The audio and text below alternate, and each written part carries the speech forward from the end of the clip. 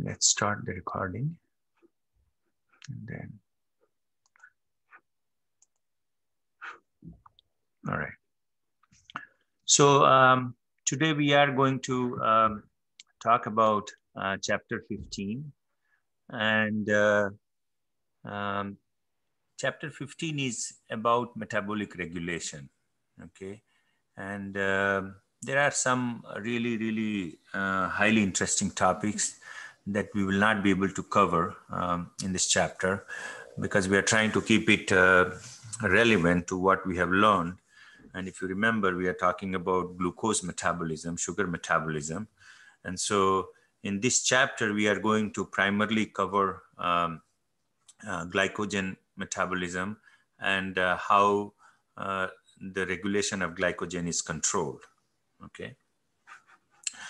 And so when we talk about glycogen, right, you know that we store our glycogen primarily in the liver and also in skeletal muscles, right? 10% of the liver mass is glycogen storage, and 1% of the liver mass, muscle mass is glycogen storage.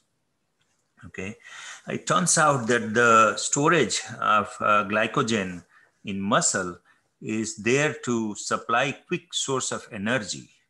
Okay, whether you are going to do aerobic or anaerobic metabolism.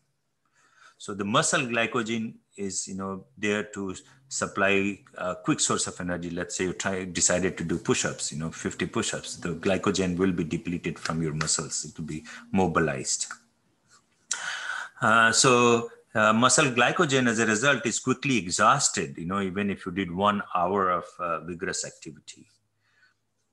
The liver glycogen serves a slightly different purpose. Okay.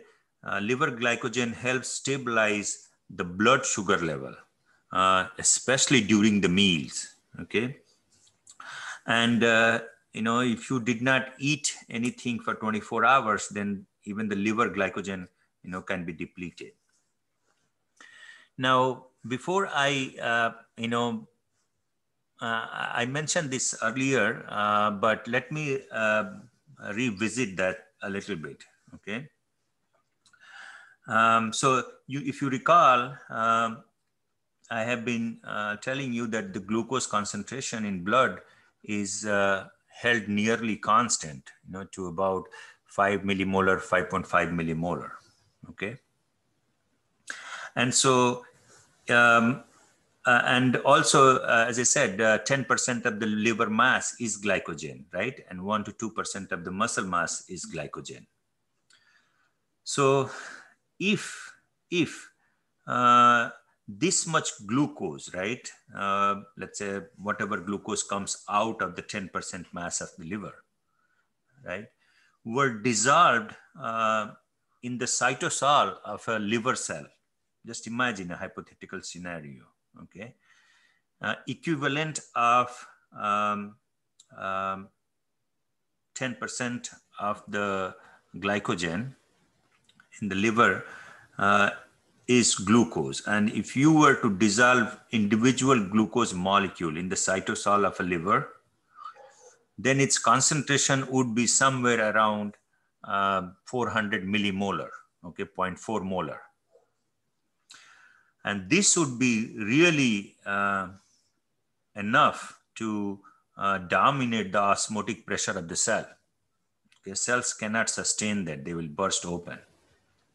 Okay, so when the same amount of glucose is stored as a large polymer, known here as glycogen, right, the same mass of glucose will have an effective concentration of about 10 nanomolar. Okay, so storing glucose in the form of glycogen has the effective concentration as 10 nanomolar, and taking that, all those glycogen molecules and counting them in terms of number of glucose molecule, if those were to be dissolved in the cytosol of a liver cells, that effective concentration would be 400 millimolar. And that would, cells can't sustain that kind of osmotic pressure. Okay, so they will burst open. So it makes sense. It makes sense that a mechanism evolved where you store lots and lots of glucose molecule into a form of a polymer known as glycogen. Okay. So if you look here in this picture, this is we are showing you a hepatocyte, right? And if you know, just to give you an idea, in hepatocytes, typically glycogen is closely associated with smooth ER, okay? And there are in a typical liver cells, I think close to 1,000 to 2,000 mitochondria are there per cell. Okay, so there is a lot of mitochondria. I think they almost consume 1/4 of the volume of the cell. Okay, and here you will see that 4 of them are shown here, right? That's mitochondria. And if you look at this, where I am showing you the arrow, it's a polymer macromolecular structure of glycogen known as alpha rosettes. Okay. So these are, stained with some electron dense particles, right? And so you can see that in this alpha rosettes, there are about anywhere around 25 to 40 beta particles, okay?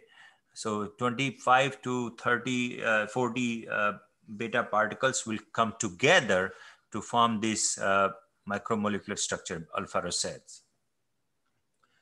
Okay, and so and each of the beta particle, is about 21 nanometer in diameter and has about 55,000 glucose residues.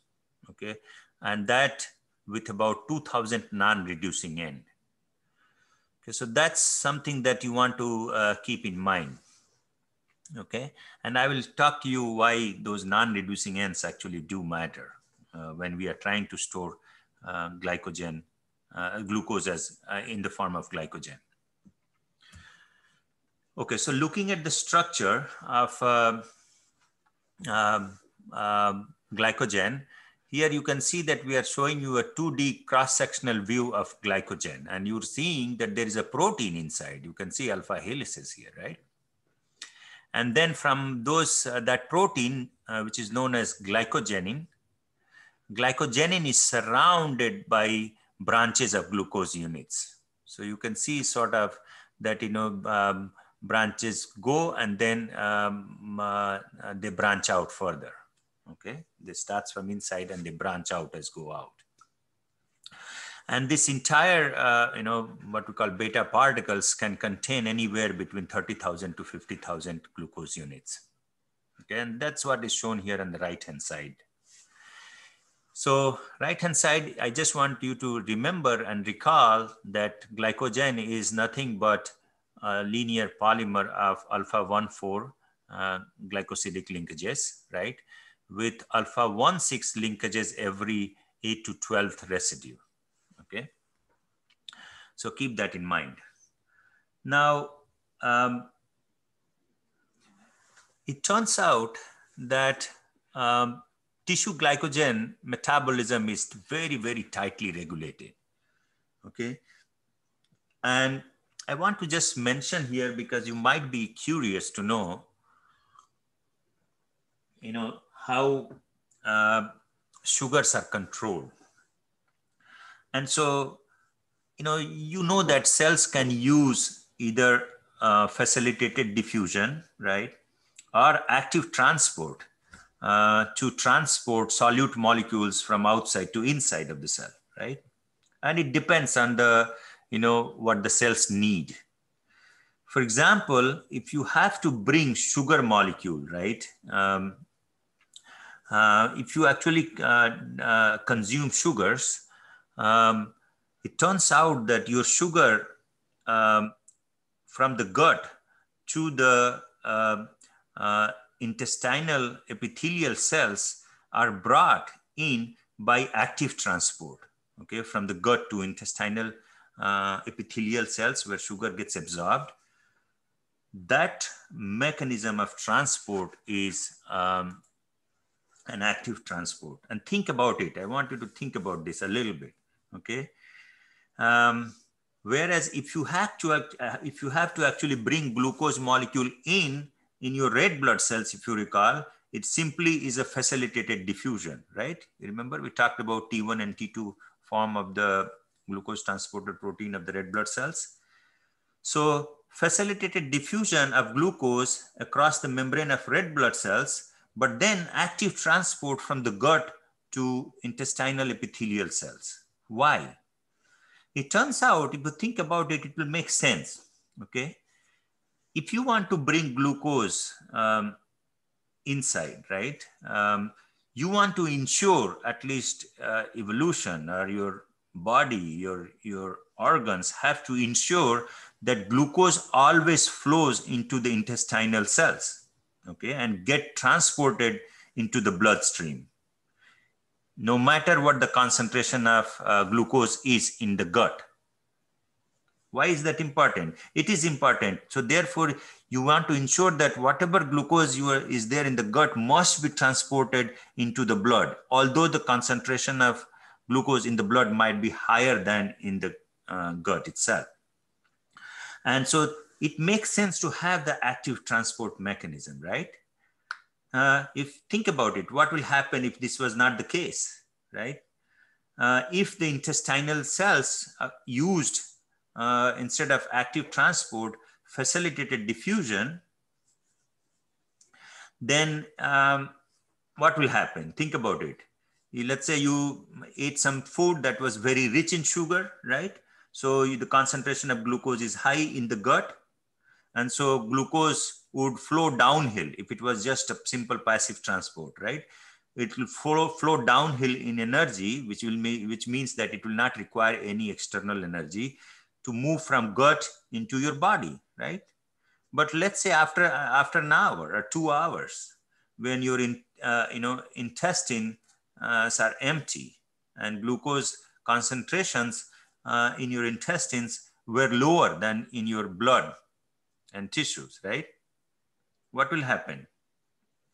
Then this facilitated diffusion would allow the glucose molecule from the blood and tissues to flow downhill back into the gut, right?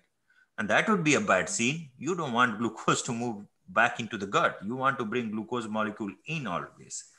So so this is why certain diffusion mechanisms exist. How you actually bring solute, external solute from outside to inside. It totally depends on the cell's need. Okay, and there are 600 transporter proteins that exist in human genome. So just keep in mind. I know I'm getting a little distracted here. So anyway, so whatever digestive breakdown is unregulated, okay? So whatever you consume has to be absorbed and then metabolized, right? In the context we just talked about. But if you have glycogen stored in the tissues, you know that serves as a very important source of energy, right? Energy reservoir, which means when you need it, you should be able to break it down and mobilize it.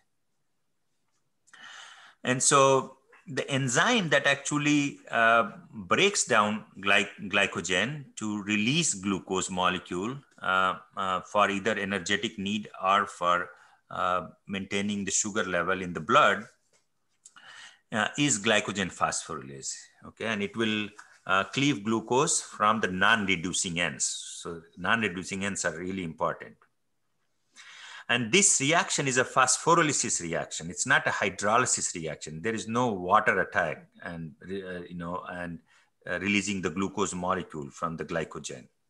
Instead, you basically use inorganic phosphate and you produce a sugar phosphate instead of just the sugar itself. Okay, and that's, that once you have glucose 6-phosphate or glucose 1-phosphate, then it is a potential glycolysis substrate that can be utilized further down the pathway. Okay, so So here is the reaction that actually, is carried out by glycogen phosphorylase.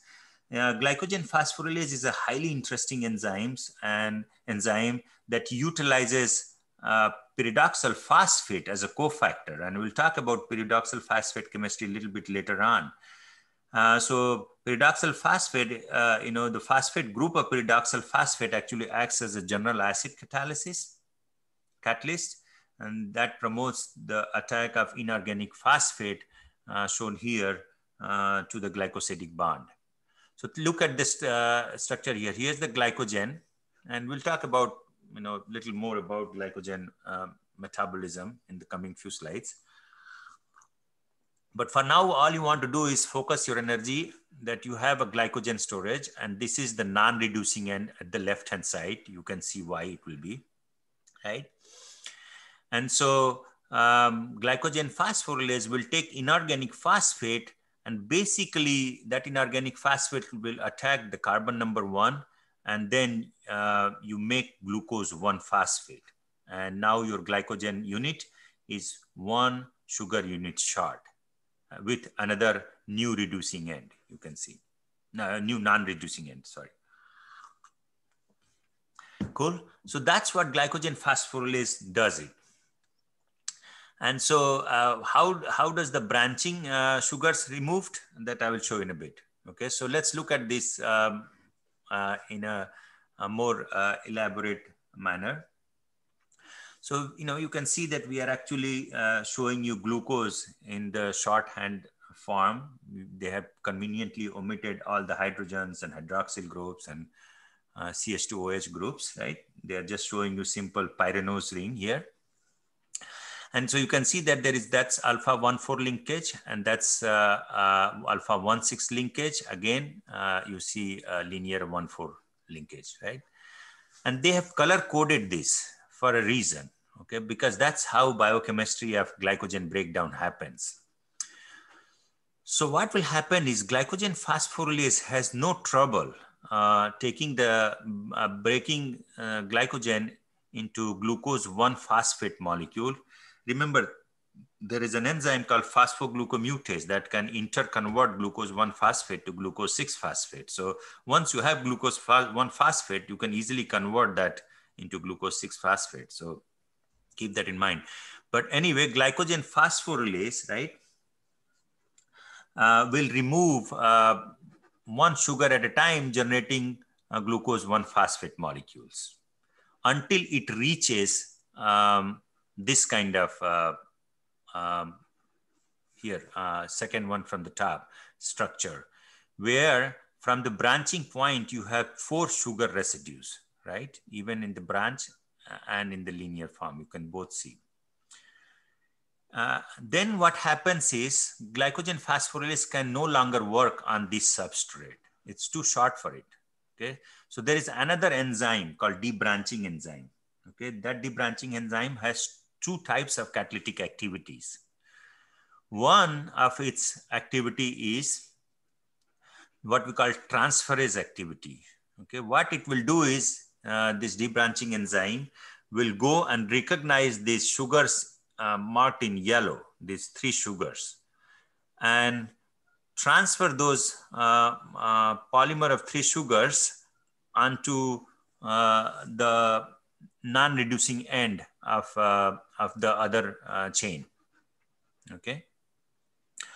So once it transfers, you can see that you are left still with 1 sugar molecule that exists in 1,6 linkage, right? And so the second activity of that debranching enzyme is what we call alpha 1,6 glucosidase activity, where the debranching enzyme will actually remove that glucose residue, not as glucose 1-phosphate, but just simple glucose. Okay, and now you have unbranched alpha 1 polymer, and that unbranched alpha 1 polymer can act as a substrate for glycogen phosphorylase, where glycogen phosphorylase will be able to break it down and create glucose 1-phosphate. Okay, so that's what happens. That's how glycogen is broken down. So 2 sets of enzyme, glycogen phosphorylase as well as the debranching enzyme with 2 types of catalytic activity. So if you might be curious to know how glucose 1-phosphate can be converted to glucose 6-phosphate, right? And I talked to you about phosphoglucomutase enzyme, if you recall. And phosphoglucomutase enzyme, the catalytic cycle of this enzyme starts out with a phosphorylated serine residue, okay?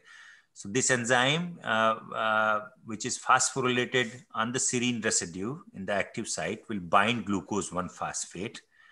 And then it will transfer that serine phosphate to the 6th position of glucose 1-phosphate. So now you have generated glucose 1,6-bisphosphate. Okay.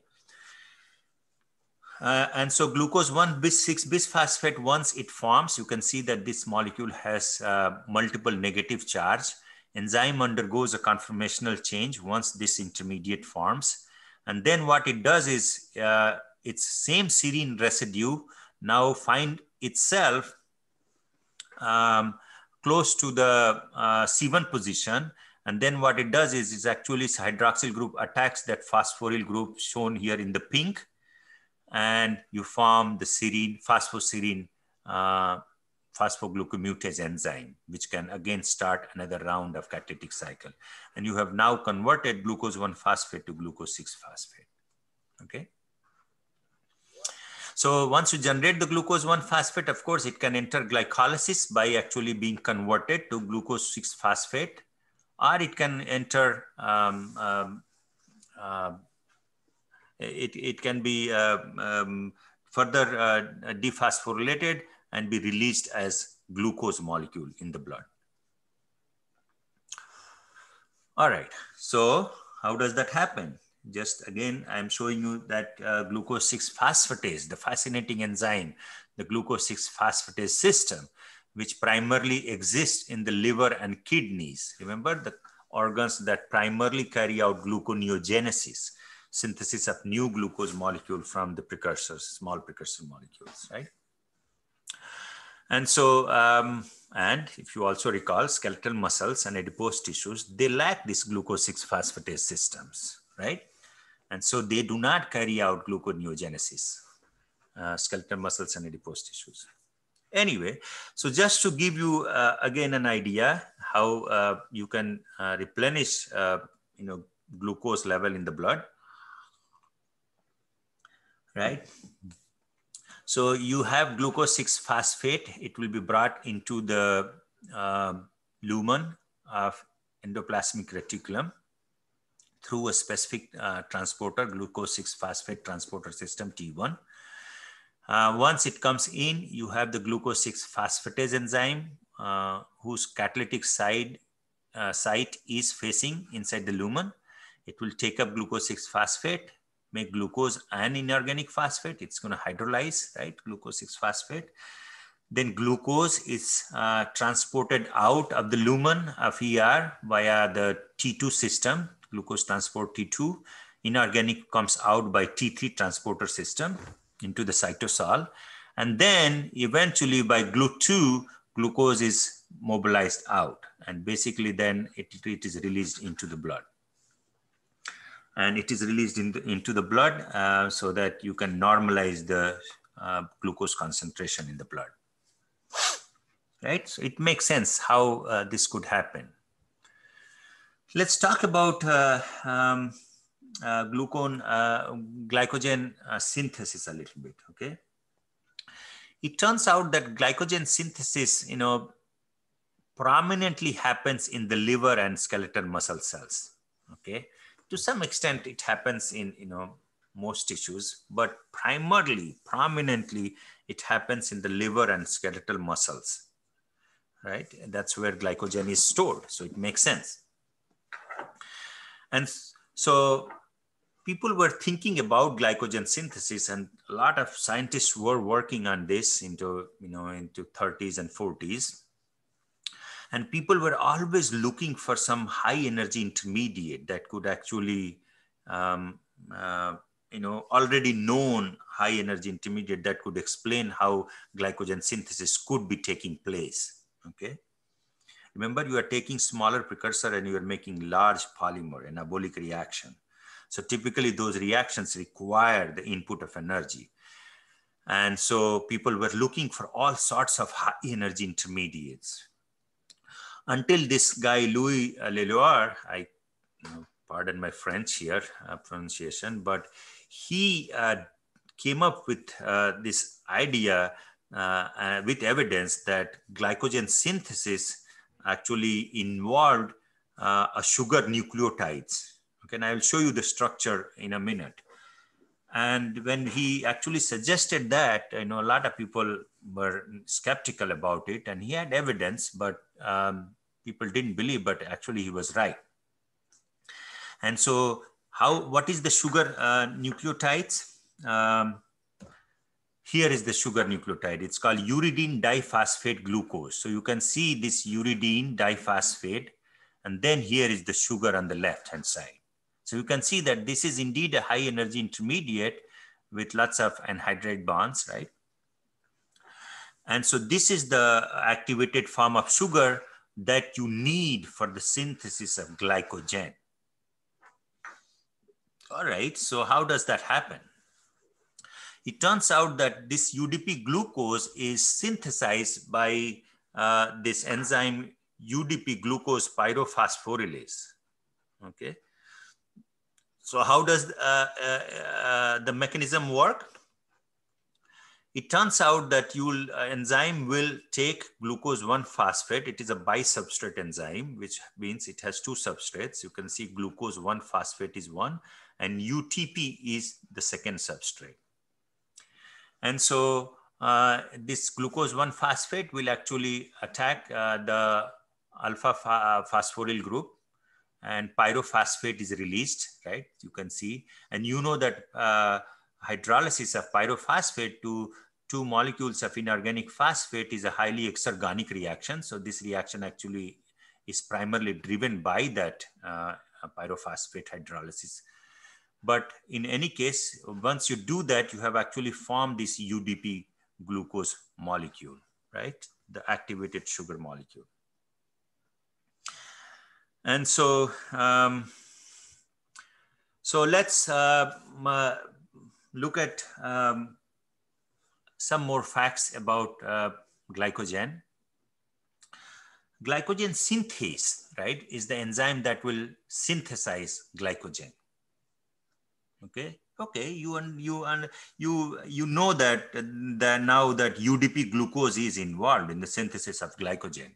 But how do you make this whole polymer of glycogen, where you have both alpha-1 linkage, alpha-1,4 linkages, as well as alpha-1,6 linkages? It turns out that I showed you this protein glycogenin, which I didn't talk much about, but I showed you a structure where you saw that at the core, there is this protein on which these glycogen polymers are assembled, right? It turns out that that glycogenin protein has an enzymatic activity. It's not just acting as a scaffold for glycogen molecules to come and get synthesized, but it also participates in a catalysis. Okay, what it does is it actually catalyzes addition of 8 sugar molecule on a tyrosine residue. Okay, it primes that glycogen itself. Basically, it's priming itself so that newer chains of glycogens can be further synthesized. If it's an analogy I'm giving you.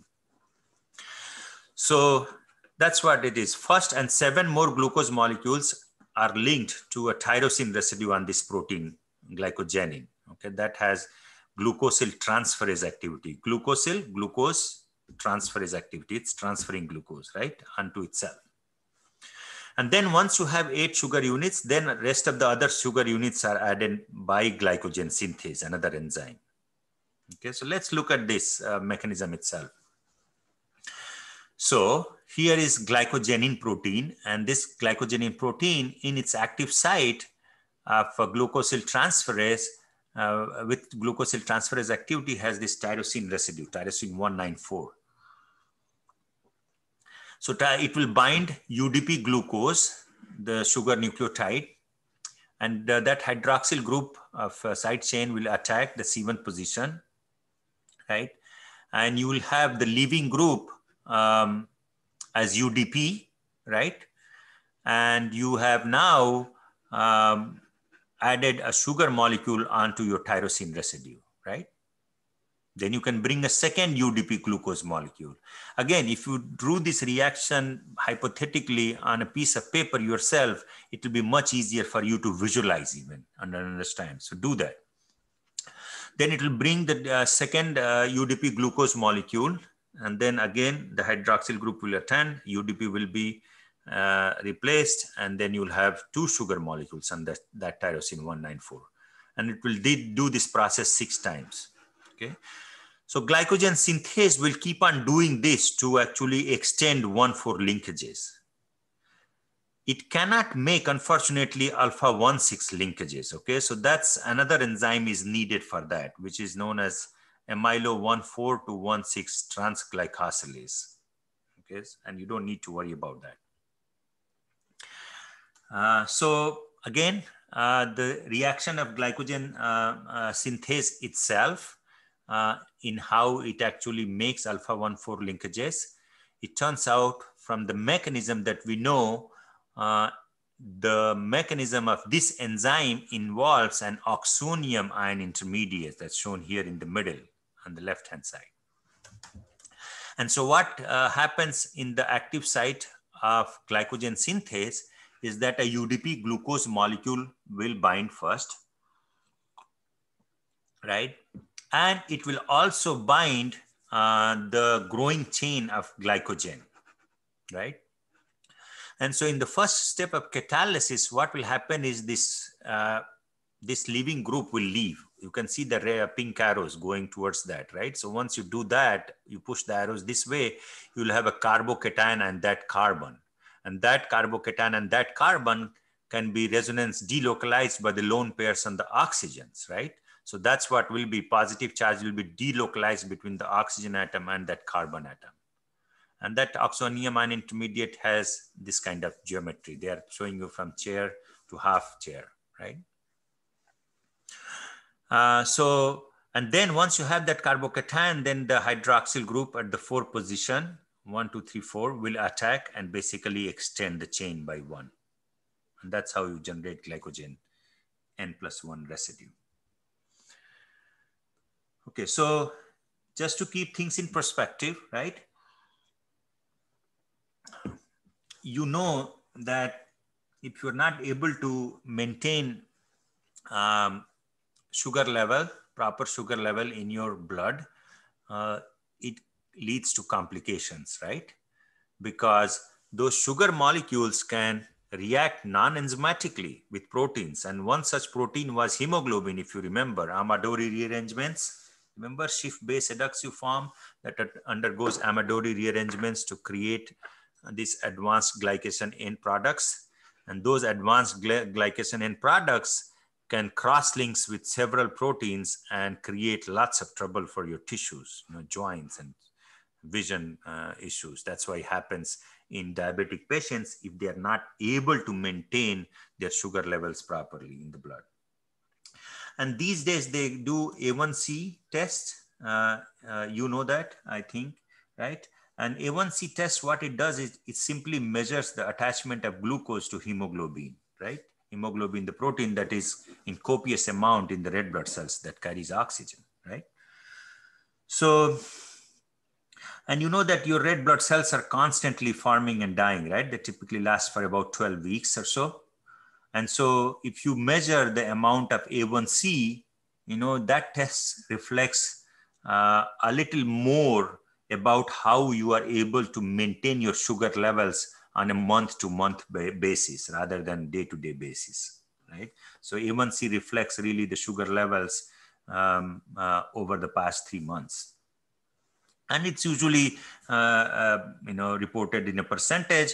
If everything is normal, then you'll have A1C levels at 5.7%. If anything higher than that, then you are in trouble. Before we go further into signaling and metabolism, etc., I want to show you how glycogen storage, diseases exist in humans. And there are, I believe, at least 13 types of diseases that are known to be linked with glycogen storage. And I don't want you to memorize any of this for the exam point of view. But you can see that there are enzymes that are affected. And when those enzymes are affected, the organs are affected. And once the organs are affected, then it leads to a disease. And the symptoms are shown here on the extreme right-hand side. For example, if your glycogen synthase is not functional, that would be type 0 glycogen storage disease. What will happen is you will have always low blood glucose levels, okay? And you will end up making lots of ketone bodies. And if you don't control those, you will undergo ketoacidosis that could lead to death, okay? Then there are enzymes like glucose 6-phosphatase, which exist in the liver and kidney cells, right? Which takes glucose 6-phosphate as a substrate and releases glucose in the blood, right? So that also affects liver. And if that is not working properly, then you will have, enlarged liver, you might have kidney failure and so on. So there are lots of these human storage disease in humans, and people are actually working on these enzymes so they can cure these diseases. And maybe one day you will be working on them. Again, I want to show you that this is the glycogen in the center right here. Glycogen protein is in the center here, G, right? And that is attached the primer. The primer would be those 8 sugar units, right? And then you see the second tier proteins here. They're color coded for you. So you can see here, they're showing you a total of 5 tiers of sugar polymers in glycogen, right? And in a mature glycogen particle, you have about 12 tiers, okay? But what you will notice is that towards when outermost tiers have the maximum number of non-reducing ends, right? And so it turns out that the enzymes that are involved in building glycogen, which will be glycogen synthase, enzyme that is involved in degrading glycogen, that will be glycogen phosphorylase, okay? Both synthesis and degradation of glycogen enzymes, they work at the non-reducing ends of glycogen chains, okay? And so if you have more non-reducing ends, right, it's better for the enzyme, right? It will basically, so branch glycogen will have far more ends for these enzymes to work on, right? Than would be equivalent amount if you just had a linear glycogen chain, right? Then you'll have enzyme can only work on one at a time. But if you have more branching, you are providing effectively more concentration of substrates, either for glycogen synthase or for glycogen phosphorylase. So having more ends effectively, is increasing the concentration of substrate for these two enzymes. And therefore it enhances the rate of either synthesis or breakdown. The other fact to note is that if you have more unbranched glycogen, right, more branched glycogen, more branched glycogen is more soluble than the unbranched glycogen. And of course, it is more compact as well. And so, structure has a function. That's what you want to take away from this slide. And it makes sense. All right. So that brings me to this question, which I used to ask in the class, but we can go over this real quick. All of the following statements are true about the relationships between substrate concentration, Km, and Vmax, except. And so you look at it, read, and you will notice is that B is the correct answer here, because it's not that Km is equal to Vmax by 2, because Vmax units are different, Km units are different. So just by, if you're going by units, you know that this sentence doesn't make sense. This equation doesn't make sense, right? What is Km? Indeed, Km is the substrate concentration at which Vmax is half.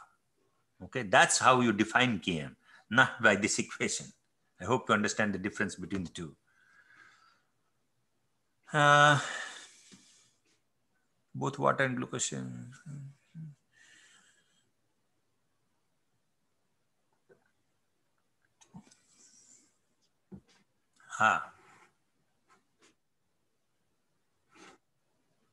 Yep, this is induced fit, and that would be B.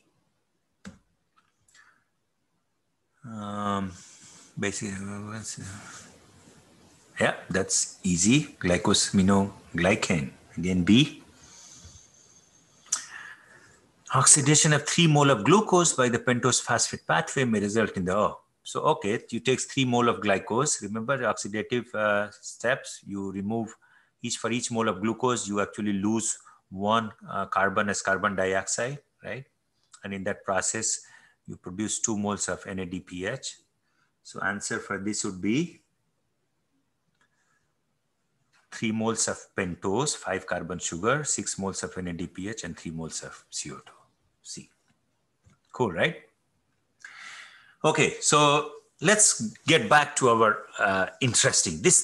Today's lecture is very, very interesting, and you will see how beautifully different organs do slightly different things to coordinate the regulation of glycogen metabolism. Okay, when we say glycogen metabolism, we are obviously talking about both breakdown and synthesis. Okay, so glycogen metabolism is a highly regulated process. Okay, and it involves reciprocal control of glycogen phosphorylase, the enzyme that breaks down glycogen, and glycogen synthase, the one that synthesizes it. Okay, I've color coded it to make it a little more clear here. Okay, so glycogen phosphorylase will get allosterically activated. Okay, turns out that both glycogen phosphorylase and glycogen synthase are regulated by 2 different types of mechanisms. One is allosteric mechanisms, where you have a ligand going and binding to the regulatory domain and affecting the activity of this enzyme. And the other one is post-translational modifications, such as phosphorylation, by phosphorylation. Okay, so both actually are involved. So glycogen phosphorylase gets allosterically activated by low energy molecule AMP. Glucagon is, if you recall, is a peptide hormone, and we'll talk a little more about that, that is produced by the alpha cells of pancreas, right? So glucagon along with insulin controls the level of glucose in the blood, okay? And just to be clear, glucagon has the opposite effect of insulin, okay? Glucagon increases the glucose levels in blood. Insulin decreases glucose levels in the blood. If you think about it, it will make sense to you, but just keep that in mind, okay? So, it turns out that in different types of tissues, such as liver and muscle cells, different types of hormones are active. Okay, glucagon, for example, works in the liver and adipose tissues to some extent. Epinephrine is a flight or fight hormone, which actually primarily works on the muscle cells. Okay, So these are two hormones, two different kinds of hormones, and calcium ion. So activation of glycogen phosphorylase by these ligands and inhibition by ATP. You can think about it, just take a pause and think about it. Glycogen phosphorylase, what it does, glycogen phosphorylase will make glucose 1-phosphate, which can then be converted to glucose 6-phosphate, which can then be broken down to generate ATP, right? And so if the ATP concentration is high already, why do you want glycogen phosphorylase to be active? Right? So that's why it is inhibited by ATP and glucose 6-phosphate in the muscle cells and glucose in the liver. Okay. So there are different ligands, different tissues. That's the beauty of metabolism. You can see how liver and muscle cells are different. Glycogen synthase, on the other hand, is activated by glucose 6-phosphate. And you know that glucose 6-phosphate will be more when you have presence of insulin, because insulin is released in response to high blood sugar levels from the pancreatic beta cells, right? So it makes sense that when you have the concentration, high concentration of glucose 6-phosphate, you might want to restore levels of glycogen in your liver cells, right? And your muscle cells. So glycogen synthase should be active when glucose 6-phosphate concentration is high.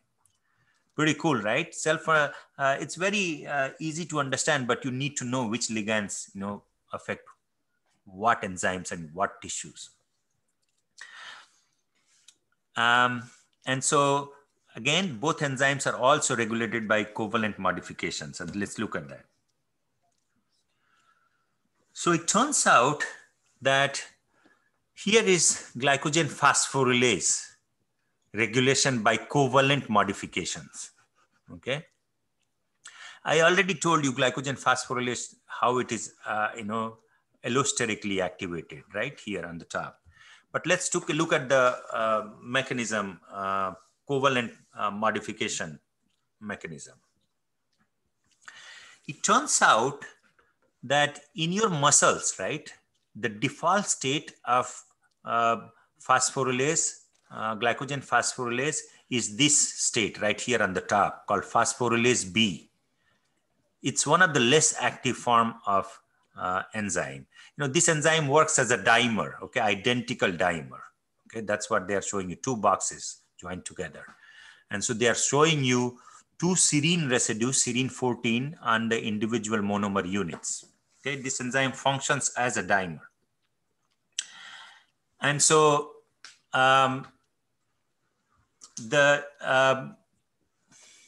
phosphorylase B is the less active form, right? And phosphorylase A, where both of those serine residues are phosphorylated, that's the active form of the enzyme. Okay.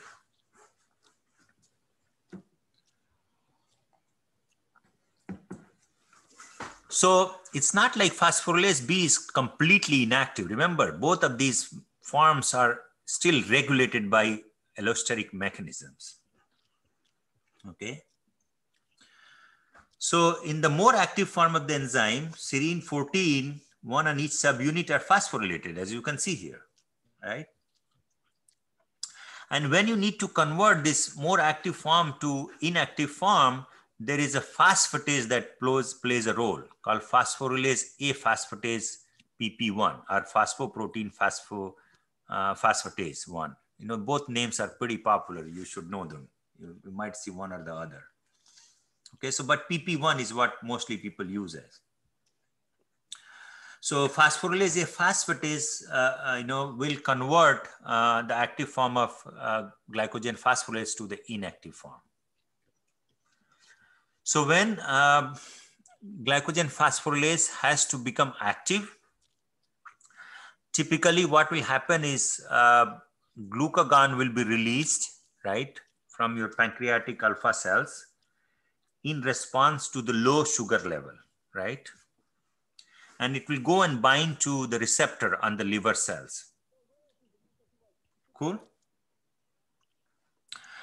And so once it binds, it will actually carry out a cascade of reaction which will activate this phosphorylase B kinase. This is a kinase. Again, it will put phosphate group on phosphorylase enzyme, right? So whether in the liver or in the muscle cells, and that hormone is epinephrine. Whenever the epinephrine concentration goes up, calcium concentration goes up, it will go and activate phosphorylase B kinase. And once phosphorylase B kinase is active, it will take phosphorylase B and convert it to phosphorylase A form. And when they don't need sugar phosphate, then phosphorylase PP1 will actually hydrolyze those two phosphate group, and glycogen phosphorylase will go back to its less active form.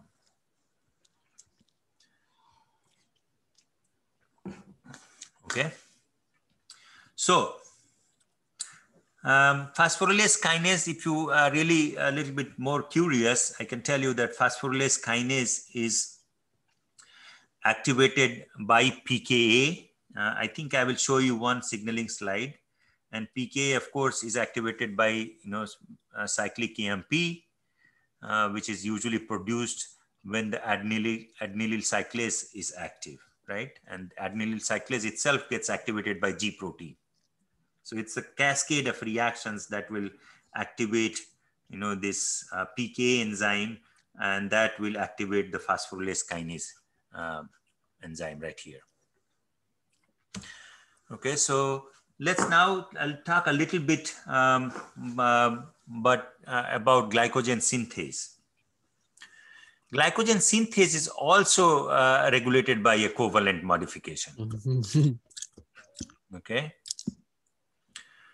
So glycogen synthase, it turns out, also exists in two distinct forms, just like glycogen phosphorylase. But it is active when it is in the dephosphorylated form, which is this GS1 form, okay, or GSA. And it is less active when it is phosphorylated in GSD form or GSB form. So just the opposite of how glycogen phosphorylase is. And that makes sense, right? When you are already, that glycogen phosphorylase activity and glycogen synthase activity must be reciprocally regulated.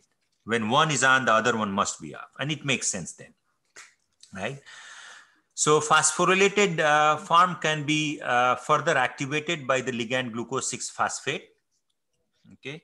And it turns out that glycogen synthase has at least 9 serine residue that can potentially be phosphorylated to regulate its activity. And those 9 serine phosphorylation events happen by 4 different protein kinases. So you can see both beauty and complications in regulation, right? And so, but the good news is that dephosphorylation is carried out by the same enzyme, PP1. Please mute your mic. Somebody's mic is on. Dephosphorylation is carried out by the same enzyme PP1, phosphoprotein phosphatase 1. Okay, that also regulates the activity of glycogen phosphorylase you just saw. So there is something common here, and then it makes sense. Eventually, it will all make sense to you, right? So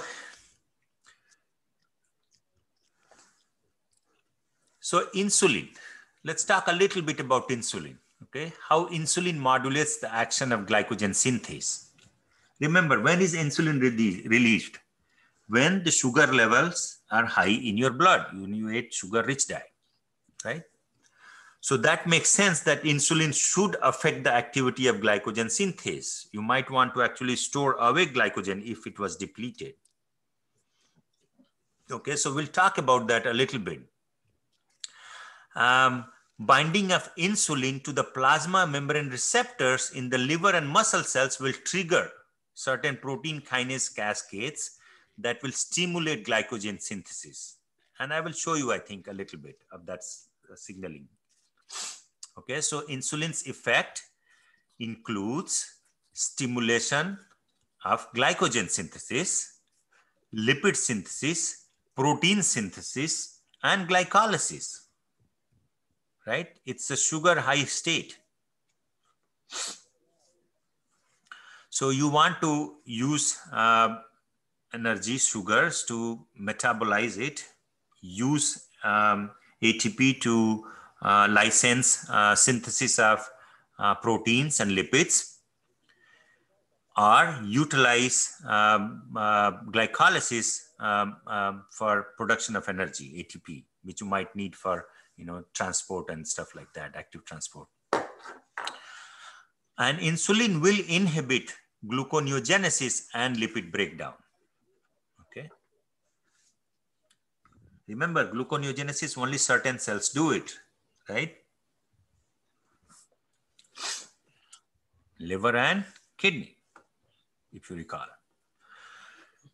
So glucose, when insulin is released, glucose will be taken up as a substrate, and that can be utilized for the synthesis of glycogen, right?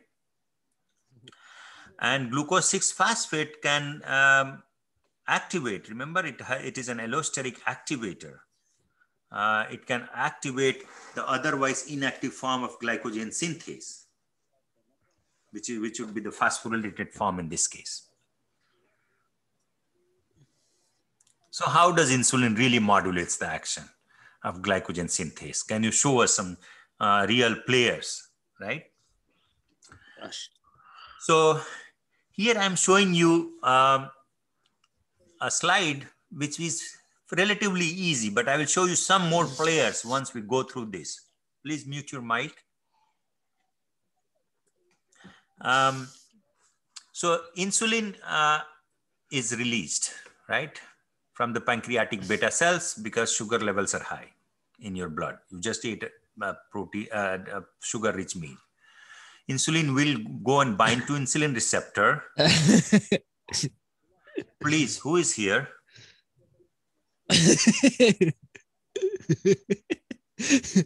Can someone help me out? I don't want to exit the screen here.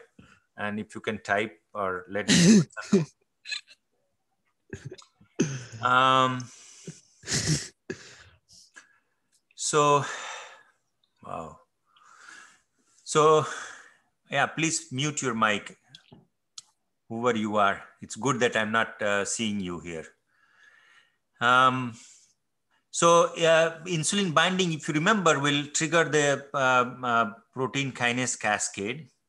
And one of the protein kinase that actually plays a very important role in glycogen synthesis is this GSK3 enzyme. It is one of the most important regulatory kinase in glycogen metabolism. Okay. Let me see who this person is. This is bad, bro. I fucking shit like that.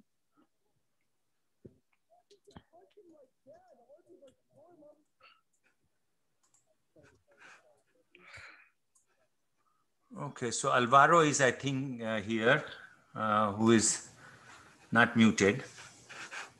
It's too bad.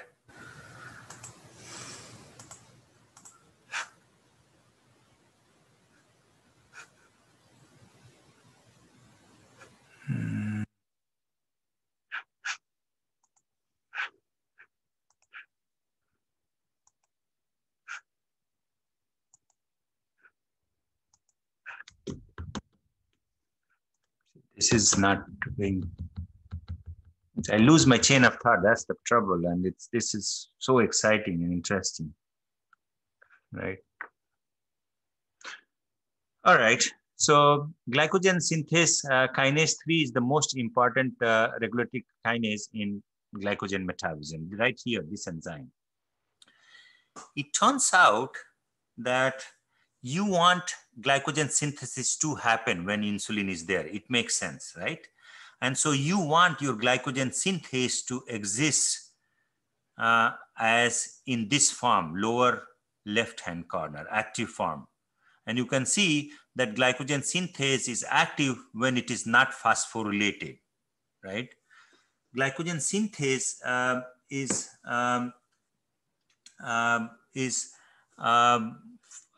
has phosphorylation sites at the C terminus, 3 of them, not 4 as shown here. That's why I have struck that 4th phosphoryl group.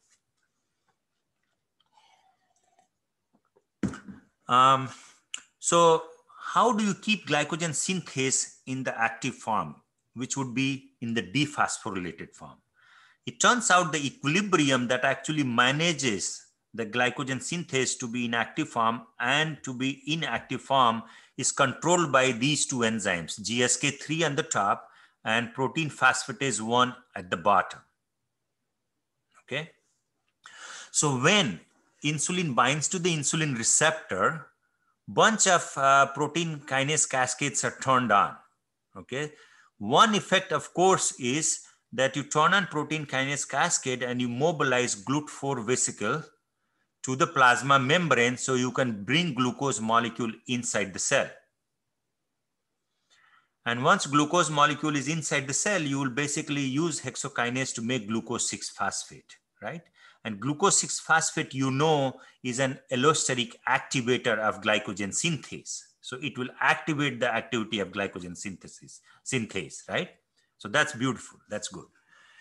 What it also does, and I will show you another slide on this, is that protein kinase cascade will end up phosphorylating GSK3 enzyme also. And when GSK3 enzyme is phosphorylated, it is in the inactive form. Okay.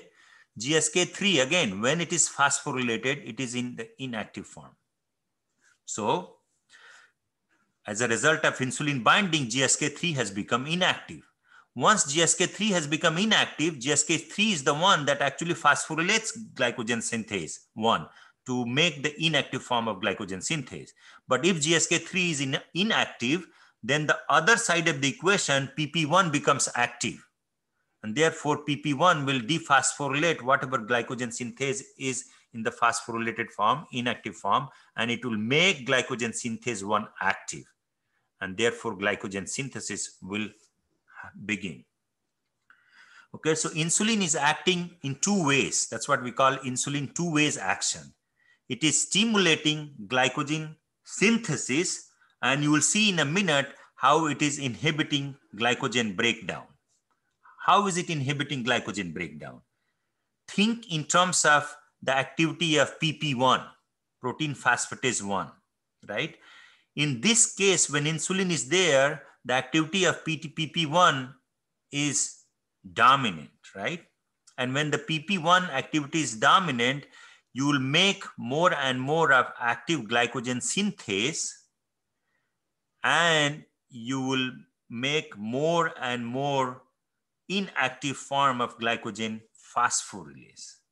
And that's what insulin 2-way action means, right? So in this way, insulin activates glycogen synthase and inactivates glycogen phosphorylates, and therefore it stimulates glycogen synthesis and slows down glycogen breakdown. So if you really want to know what at the molecular level, little more, I'm showing you signaling slide one more time. Glycogen will bind, right? Sorry, insulin will bind to the insulin receptor. Insulin receptor substrate will get phosphorylated. Once insulin receptor substrate gets phosphorylated, PI3 kinase will bind and get activated. Once PI3 kinase is activated, it will take phosphatidyl inositol 4,5 bisphosphate, right? And it will convert that to inositol 3,4,5 triphosphate, which will be PIP3. Once you form PIP3, PIP3 is a second messenger, right? PIP3 will go and bind to PDK1, and PDK1 will then activate this enzyme PKB. Remember PKB? This is another kinase that is also known as AKT. Yeah, same. So PKB or AKT, once activated, will then go and phosphorylate GSK3 enzyme and convert GSK3 enzyme from active form to the inactive phosphorylated form. And once that happens, your glycogen synthase will become activated because PP1 reaction will dominate. GSK3 has become inactive. And that's how you will do this. Pretty cool, right? So overall net actions of insulin on the metabolism is shown here, right? Once you have protein phosphorylation cascades turned on and second messengers are generated, you will promote glycogen synthesis, right? You will also promote lipid synthesis, protein synthesis. You will also promote active transport, right? And you will promote glycolysis. But you will inhibit gluconeogenesis and lipid breakdown. And of course, gluconeogenesis happens in only certain types of cells. So we'll talk about that a little later on. I just want to reemphasize that insulin is acting as the first messenger here, right? It's the signaling molecules that binds at the extracellular surface of insulin receptor. And once it binds, then it actually generates secondary messengers, right? That could often be hormones, neurotransmitters, etc., or cyclic MP. Okay, so hormones regulate glycogen synthesis and degradation, right? You are now convinced. So it turns out that storage and utilization of tissue glycogen and other aspects of its metabolism are regulated by certain hormones like glucagon, right? Insulin. Epinephrine is a hormone that I didn't talk about. Epinephrine is also known as adrenaline. Okay, it's a hormone that is secreted by your adrenal glands. Adrenal glands are these glands that sits on the top of the kidney, right? And epinephrine is involved in the fight or flight response in humans. Okay, so which means that if you if you are frightened, just because you saw a snake and you want to run away, right? You see a threat. What happens is that the threat you see causes a signaling process to occur in your body, and it allows your body to react to this, potential danger. Okay, so what happens is once you receive a threat of some kind, a signal is immediately sent to the brain, right? And brain then sends these nerve impulses to these adrenal glands. And then once the adrenal glands receive these nerve impulses, they will actually release these molecules like epinephrine from specialized cells known as chromaffin cells. Anyway, so then once epinephrine is released into the blood, it actually goes and allows your muscles to contract and allows it to react almost spontaneously to a threat. That's how epinephrine, it's a very interesting small molecule. I'll show you the structure, I think, in a slide soon coming. And certain glucocorticoids. Glucocorticoids are these steroid hormones. These are, there are lots of synthetic glucocorticoids, dexamethasone, for example, or hydrocortisones. These are all molecules that are also used to treat inflammation, etc. So, glucagon and insulin, already. Insulin is a response to increased blood sugar levels, right? And insulin triggers glycogen synthesis and inhibits glycogen breakdown when blood glucose levels rises, right? So between meals, your blood glucose is about 100 milligram per deciliter, right? And it rises to about 150 milligram per deciliter after a meal, and then returns to normal within 2-3 hours. So glucagon and epinephrine, it turns out their targets are slightly different, okay? And they will, when they reach their target, they will stimulate glycogen breakdown and inhibit glycogen synthesis. And glucagon also activates gluconeogenesis in the liver tissues. Okay, why would that be?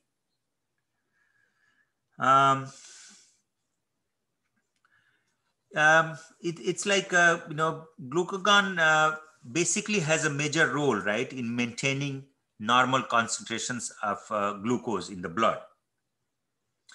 And so um, when the concentration of glucose is low in the blood, right, it effectively, how to say it correctly, when it is released in response of the low blood glucose levels, right?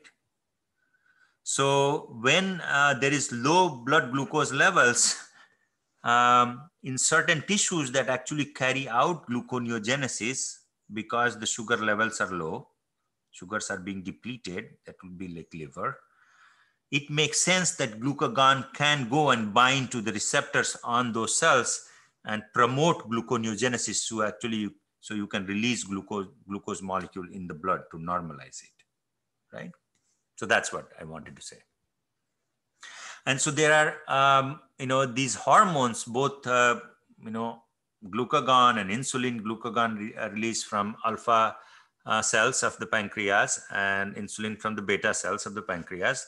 I'm showing you a figure here that actually shows you the liver, the pancreas, the spleen, splenic veins that connect the spleen, pancreas, and liver. And then you have this, what we call portal veins right here. Okay, the portal veins are very, very important vein. Why? Because this is the only vein in the body that actually feeds an organ like liver. Okay, most veins, what do? They carry deoxygenated blood from the tissues back to the heart, right? With some exceptions. But this portal vein is utilized for delivering certain important hormones to the liver. Liver gets always first access to anything you ingest, anything you eat, so it can regulate metabolism accordingly. Okay, so you can see here, spleen, of course, is a very important organ, although people don't talk about that. It plays a multiple role in the body, right?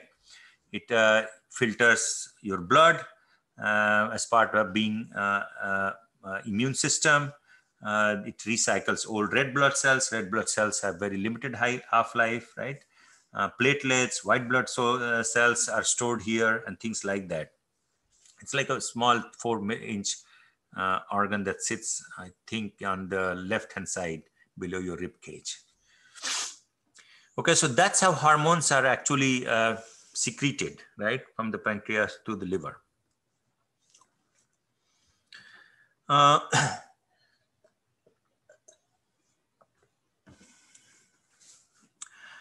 So glucagon is a 29 residue peptide, right?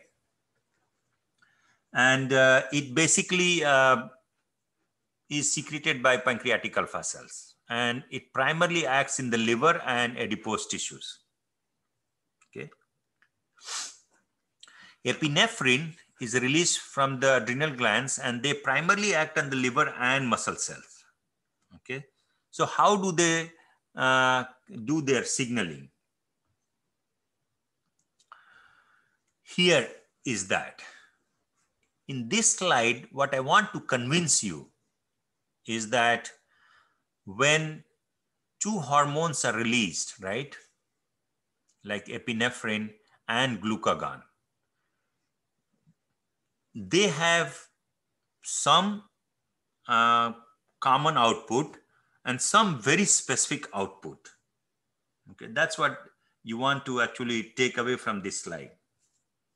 Okay, primary function of glucagon is for the long-term maintenance of steady levels of glucose in the blood. That's what glucagon does. Okay, it basically will activate glycogen breakdown and will make sure that the sugar levels are kept as close to the normal, even though you might be skipping a meal, right? And it also activates, as I said, liver gluconeogenesis. So if you look at the slide here, and look very carefully and bring all the knowledge that you already have acquired in this class, right? You will see what happens here. The one box on the left hand side, you are seeing the liver, and the right hand side, you are seeing the muscle cells. Okay. And they're showing you heart muscle and skeletal muscles. Metabolism is slightly different, but overall their end results is very similar. But liver and muscle cells are doing very different things when these two hormones are released. Okay. So let's look at this. When glucagon is released and goes and binds to its receptor in the liver cells, through a series of kinase cascade, it will activate adenylyl cyclase. Adenylyl cyclase will generate cyclic AMP, right? So in concentration of cyclic AMP goes up. That's what this arrow up means. When cyclic AMP concentration goes up, cyclic AMP dependent protein kinase, which is pKa, will also be upregulated. That's why plus sign in green, right? And when that happens, pKa is upregulated. It will go, if you recall, it will go and upregulate phosphorylase kinase, right?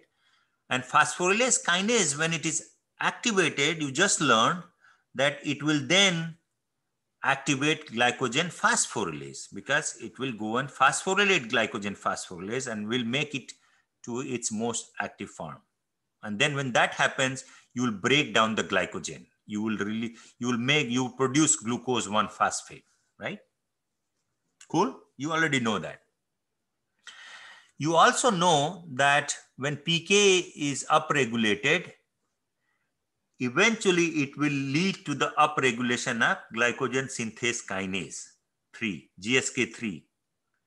And when GSK3 is upregulated, it will go and inhibit glycogen synthesis, because when GSK3 is activated, it will go and phosphorylate glycogen synthase, and glycogen synthase will, when it's phosphorylated form, it will be in the inactive form. So synthesis will be down-regulated. Makes sense, right? Whatever we have learned? Cool? I hope you agree. In other things, what it will do is, when pK is upregulated, one thing it will do is on the left-hand side here, all the way in the liver, what will happen? What will happen is it will go and down-regulate PFK2. PFK2 is not PFK1 of glycolysis, okay? PFK2 is the one that actually, PFK2 is the one enzyme that will make fructose 2,6-bisphosphate, okay? From fructose 6-phosphate. And if you recall, fructose 2,6-bisphosphate, always remember this very, very important regulatory molecule. Increased presence of fructose 2,6-bisphosphate molecule suggests that the cell's energy status is low, right? It's almost like having more AMP than ATP. So pK will down-regulate PFK2 and up-regulate fructose 2,6-bisphosphatase. And as a result of these two, what will happen is that your concentration of fructose 2,6-bisphosphate will go down. There'll be no fructose 2,6-bisphosphate, if you just want to think in terms of how to understand this. When you do not have fructose 2,6-bisphosphate, or lower concentration of fructose 2,6-bisphosphate will down-regulate PFK1 and up-regulate fructose 1,6-bisphosphatase. If you remember, fructose 2,6-bisphosphate is the molecule that actually regulates the activity of PFK1 and fructose 1,6-bisphosphatase enzyme, the one that is involved in gluconeogenesis. And so as a result of that, glycolysis will be inhibited and gluconeogenesis will be promoted in the liver cells. You can see that. And as a result, blood glucose level will be upregulated when you have glucagon in the liver, right? So you increase the blood glucose level, you break down glycogen and you prevent glycogen synthesis. What happens in the muscle cells? Is it any different? Let's look at that. In muscle cells, also you will have the same. So you will basically have glycogen breakdown, right, in the muscle cells, because remember this blue portion is common to both. And you will downregulate glycogen synthesis. And it makes sense, right? Think about it. When epinephrine, this very cute little molecule, is released, it is a hormone that is actually telling you to stay away from the danger, right? It actually needs an action from your muscle cells, fast action. You can run, you can do something. And so therefore you need to fire those muscles, you need lots and lots of ATP molecule, right? And glycolysis is one of the fastest way to generate ATP, right? Because glycolysis is like, even in anaerobic conditions, it can provide ATP molecule. Are quite rapid, right? So it makes sense to not waste your energy in glycogen synthesis, right? And you know that glycogen breakdown and synthesis is reciprocally regulated, and it all makes sense to you. It should. But look at the beauty here in the heart muscle and skeletal muscles, right? What happens? In heart muscles and skeletal muscles, it turns out that when PK is upregulated, it actually does opposite to the activity of PFK2 and fructose 2,6-bisphosphatase, those two enzymes. Interesting. So as a result, what will happen in these muscle cells? In these muscle cells, what will happen is fructose 2,6-bisphosphate concentration will go up. In this, look at the compare between the two. And so when it goes up, fructose 2,6-bisphosphate is phosphate concentration goes up. That reflects low energy status of the cells, muscle cells, and therefore they will activate PFK1. And once PFK1 is activated, you will carry out more and more of glycolysis. Very similar pathway in skeletal muscles as well. Okay, some different energy, but eventually in the muscle cells, you are able to do rapid glycolysis, right? And in the liver cells, you are actually able to inhibit glycolysis, in fact, and promote gluconeogenesis. Pretty cool, right? Yeah, that's beautiful. So that's something that you can actually think about it. There is a lot to think here, but everything we have gone over again and again. Okay, so it should all make sense to you, honestly.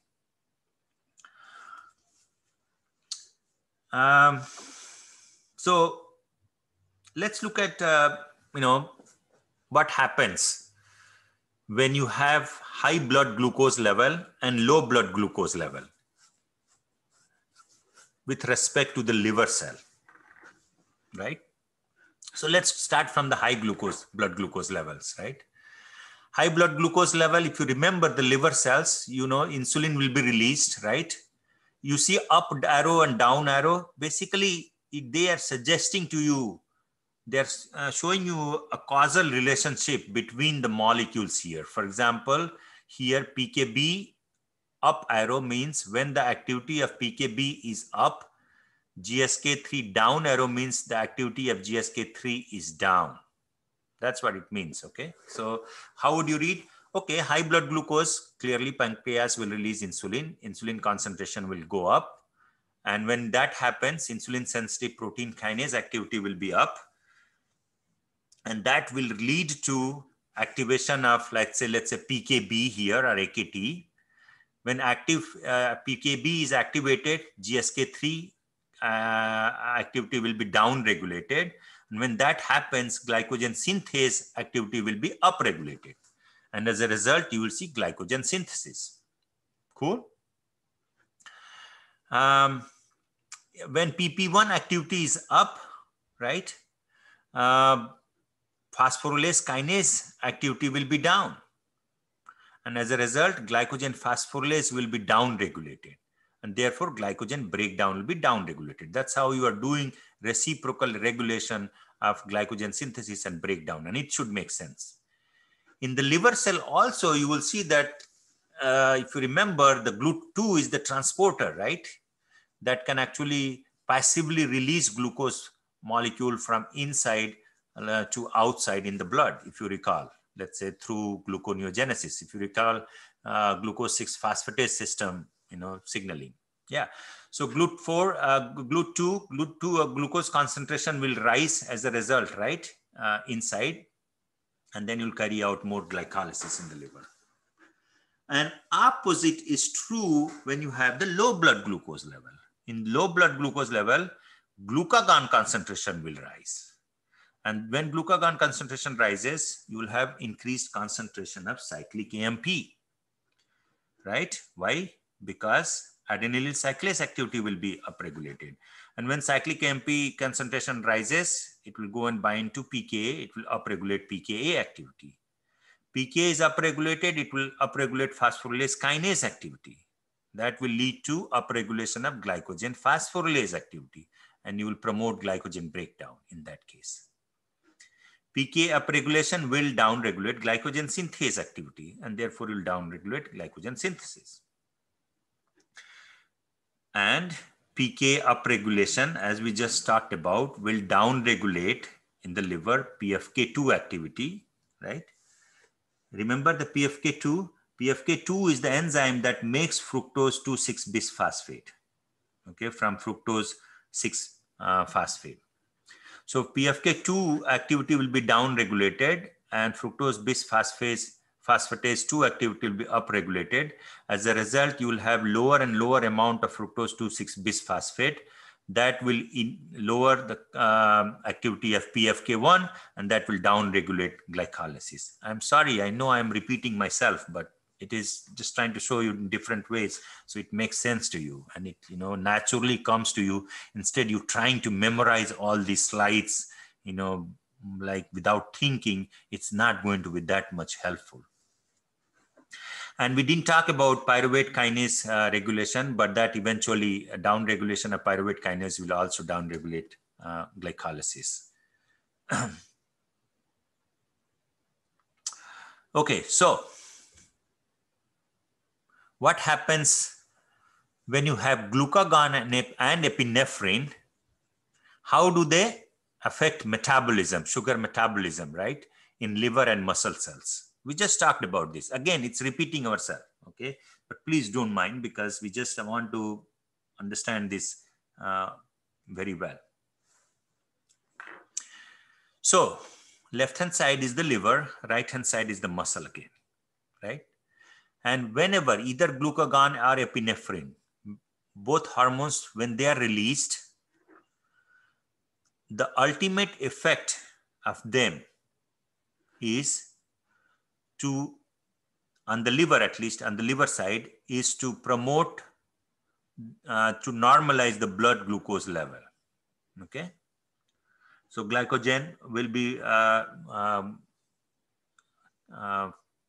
cleaved to generate glucose 1-phosphate. Glucose 1-phosphate will be converted to glucose 6-phosphate. Glucose 6-phosphate will go and get hydrolyzed in the ER and will generate glucose, right? So here, what about glycogenolysis? So glycogenolysis will be upregulated, right? Because that's what you're doing. Don't get confused with gluconeogenesis here. This is glycogenolysis, which means breakdown of glycogen, right? That's what you're doing here. So in the liver cell, glycogenolysis is upregulated. In muscle cells also it's upregulated. That makes sense, because you want to use glycogen for the energetic need of those muscle cells. So in terms of glycolysis in the liver cell is down-regulated, where in the muscle cells it's upregulated, right? And I just talked to you about that right here. So it's not something new.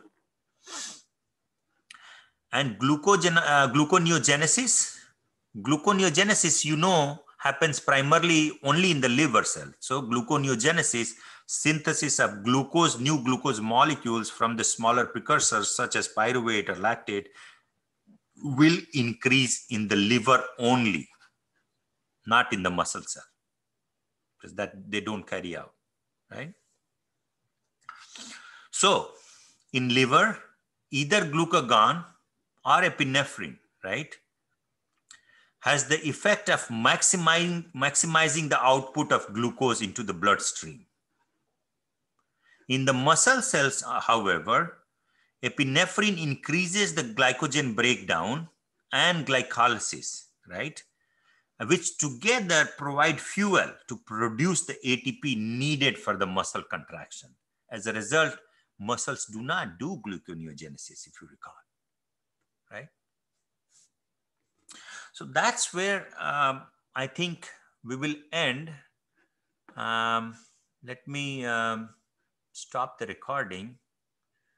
And I apologize for this chain of thought that I lost in the middle, because we know who was talking and didn't have the microwave on.